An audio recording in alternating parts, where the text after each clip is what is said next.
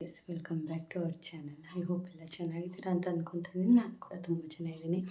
So time ಬಂದು 6 o'clock 10 minutes ಇದೆ. So already fresh up ಆಗಿ ಈಗ ಪೂಜೆ ಮಾಡೋಕ್ಕೆ ಹೊರಟಿದ್ದೀನಿ. ಆ್ಯಂಡ್ ಎಲ್ಲರಿಗೂ ಭೀಮನ ಅಮಾವಾಸ್ಯೆ ಪೂಜೆಯ ಶುಭಾಶಯಗಳು. ಸೊ ಯಾರ್ಯಾರು ಹೆಂಗೆ ಸೆಲೆಬ್ರೇಟ್ ಮಾಡ್ತೀರಾ ಅಂತ ನನಗೂ ಕೂಡ ಕಮೆಂಟ್ ಮಾಡಿ ತಿಳಿಸಿ. ಸೊ ಬನ್ನಿ ಪೂಜೆ ಮಾಡೋಡ್ರಿ ಇವತ್ತಿನ ದಿನ ಹೇಗಿರುತ್ತೆ ಅಂತ ನೋಡೋಣ. ಪೂಜೆ ಎಲ್ಲ ಮುಗೀತು, ಟಿಫನ್ ಕೂಡ ಮಾಡಾಯಿತು. ಆ್ಯಂಡ್ ಇವತ್ತೊಂದು ಸ್ಪೆಷಲ್ ಸ್ವೀಟ್ ಮಾಡಿದ್ದೀನಿ. ಬಟ್ ಅದು ಎಲ್ಲರಿಗೂ ಟೇಸ್ಟ್ ಹೇಗೆ ಅನಿಸುತ್ತೋ ಅನ್ನೋದು ಗೊತ್ತಿಲ್ಲ. ಸೊ ಬನ್ನಿ ಏನು ಮಾಡಿದ್ದೀನಿ ಇದು ತೋರಿಸ್ತೀನಿ. ಹಲಸಿನಣ್ಣೆ ಹಲ್ವಾ ನೋಡಿ ಎಷ್ಟು ಚೆನ್ನಾಗಿ ಬಂದಿದೆ ಅಂತ, ತುಂಬ ಪರ್ಫೆಕ್ಟಾಗಿ ಬಂದಿತ್ತು. ಬಟ್ ಇದು ಏನಂತ ಅಂದರೆ ಹಲಸಿನಣ್ಣನ ಫ್ಲೇವರೇ ಜಾಸ್ತಿ ಇರೋದ್ರಿಂದ ತಿನ್ನಬೇಕಾದ್ರೆ ಫುಲ್ ಹಲಸಿನಣ್ಣನ ಫ್ಲೇವರೇ ಇರುತ್ತಷ್ಟೇ. ಬಟ್ ಅದರ್ವೈಸ್ ಟೇಸ್ಟ್ ಮಾತ್ರ ತುಂಬ ಚೆನ್ನಾಗಿತ್ತು. ಎಲ್ಲರಿಗೂ ಇಷ್ಟ ಆಗುತ್ತೋ ಇಲ್ವೋ ಅನ್ನೋದು ಗೊತ್ತಿಲ್ಲ. ಆ್ಯಂಡ್ ಜಶ್ವಿ ಲಂಚ್ ಬಾಕ್ಸ್ಗೂ ರೆಡಿ ಮಾಡಾಯಿತು. ಇವತ್ತು ಬಂತು ಚಿತ್ರಾನ್ನ ಮಾಡಿದವಳು ಫೇವ್ರೇಟು. ಹಾಗೆ ಇವತ್ತು ಅವ್ರ ಸ್ಕೂಲ್ ಟೈಮ್ ಟೇಬಲ್ ಪ್ರಕಾರ ಇವತ್ತು ಗ್ರೀನ್ ಪಲ್ಯ ಕೊಡಬೇಕಿತ್ತು. ಹಾಗಾಗಿ ಬೀನ್ಸ್ ಪಲ್ಯ ಎಲ್ಲ ಹೊಸ್ದಾಗಿ ಮಾಡಿ ಹಾಕಿದ್ದೀನಿ. ಸೊ ರಿಸ್ಕೆ, ಬಟ್ ಇವತ್ತು ಬೇಗ ಇದ್ದಿದ್ದರಿಂದ ಸ್ವಲ್ಪ ಈಸಿ ಆಯಿತು. ಈಗ ಅವಳು ಸ್ನಾನಕ್ಕೆ ಹೋಗಿದ್ದಾಳೆ ಜಶ್ವಿ. ಅವರಿಬ್ಬರದ್ದು ಸ್ನಾನ ಆಗಿ ಬಂದಮೇಲೆ ಜಶ್ವಿಗೆ ರೆಡಿ ಮಾಡ್ತೀನಿ ಅಷ್ಟರಲ್ಲಿ. ಅದಾದಮೇಲೆ ಪಾದಪೂಜೆ ಮಾಡಿ ಟಿಫನ್ ಹಾಕಿ ಅವ್ರನ್ನ ಕಳಿಸಿದ್ರೆ ನಂದು ಒಂದು ಅರ್ಧ ದಿನದ ಕೆಲಸ ಮುಗೀತು. ಸೊ ಬನ್ನಿ ಪೂಜೆಗೆ ಏನೇನು ರೆಡಿ ಮಾಡ್ಕೊಂಡಿದ್ದೀನಿ ಅಂತ ತೋರಿಸ್ತೀನಿ. ಕಾಯಿ, ಬಾಳೆಹಣ್ಣು, ಹೂವು, ಕರ್ಪೂರ, ಗಂಧದ ಕಡ್ಡಿ. ಯೂಶ್ವಲಿ ನೀವೆಲ್ಲ ಏನೇನು ತೊಗೊತೀರಾ ಹಾಗೆ. ಸೊ ನನ್ನ ಹತ್ರ ಸೇವಂತಿಗೆ ಇರಲಿಲ್ಲ, ಗುಲಾಬಿ ಇತ್ತು ಅಂತ ಅಂದ್ಬಿಟ್ಟು ಕಾಯಿ ಕಟ್ಟೋ ದಾರನ ಇದರಲ್ಲೇ ಮಾಡ್ಕೊಂಡಿದ್ದೀನಿ.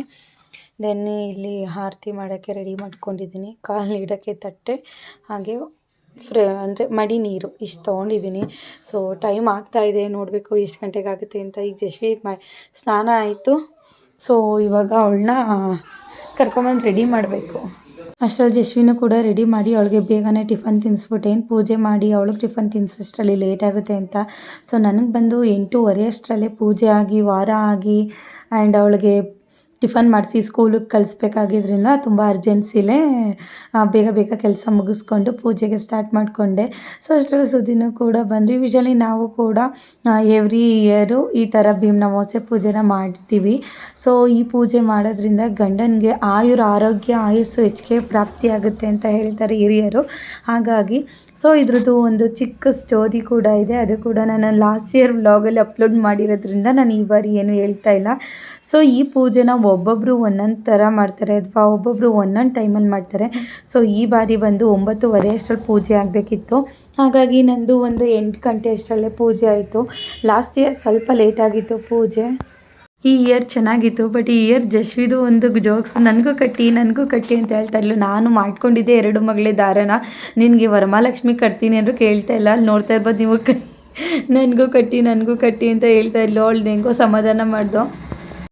ದೆನ್ ಅವಳು, ಅಮ್ಮ ನನಗೂ ಪೂಜೆ ಮಾಡಿ, ಪಪ್ಪಂಗೆ ಮಾತ್ರ ಯಾಕೆ ಕಾಲು ಪೂಜೆ ಮಾಡ್ತಾಯಿದ್ದೀರಾ, ನನಗೂ ಮಾಡಿ, ನಾನು ಇಡ್ತೀನಿ ಅಂತೆಲ್ಲ ತಮಾಷೆ ಮಾಡ್ತಾಯಿದ್ಲು. ಈ ಬಾರಿ ನಮಗೆ ಒಂಥರ ಚೆನ್ನಾಗಿತ್ತು ಭೀಮನ ಅಮಾವಾಸ್ಯೆ ಅವಳಿದ್ದಿದ್ದರಿಂದ. ಸೊ ಅದಾದಮೇಲೆ ನಾನು ಪೂಜೆ ಮಾಡ್ತಾಯಿದ್ರೆ ಏನಕ್ಕೆ ಪೂಜೆ ಮಾಡ್ತಾಯಿದ್ದೀರಾ ಅಂತ ಕೇಳಲ್ಲ. ಆ್ಯಂಡ್ ಇವತ್ತು ಸೀರೆ ಹಾಕೊಂಡಿರೋದಕ್ಕೆ ಏನೋ ಹಬ್ಬನ ಅಮ್ಮ ಅಂತ ಹೇಳಿ ನನ್ನ ಹಿಂದೆನೇ ಸುತ್ತಾ ಇದ್ಲು. ಅದು ನೋಡೋಕ್ಕೆ ಒಂದು ಸ್ವಲ್ಪ ಚೆನ್ನಾಗಿತ್ತು. ಸೀರೆ ಸೆರಗಿಟ್ಕೊಂಡು ಎಳಿಯೋದು ಆ್ಯಂಡ್ ನನ್ನೇ ನೋಡೋದು, ದೃಷ್ಟಿ ತೆಗೆಯೋದು, ಆ ಥರ ಎಲ್ಲ ಮಾಡ್ತಾಯಿದ್ಲು.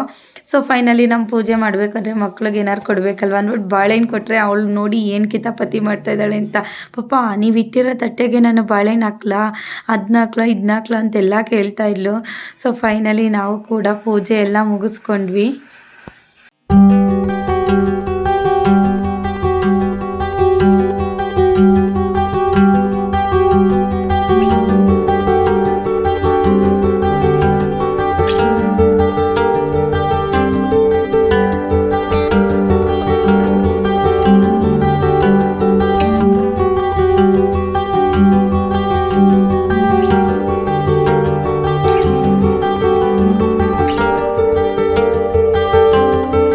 ಭೀಮನ ಅಮಾವಾಸ್ಯೆ ಪೂಜೆ ಆದಮೇಲೆ ಏನಾದರೂ ಒಂದು ಗಿಫ್ಟ್ ಅನ್ನೋದೊಂದು ಕೊಡಲೇಬೇಕು ಗಂಡಂದಿರೋ.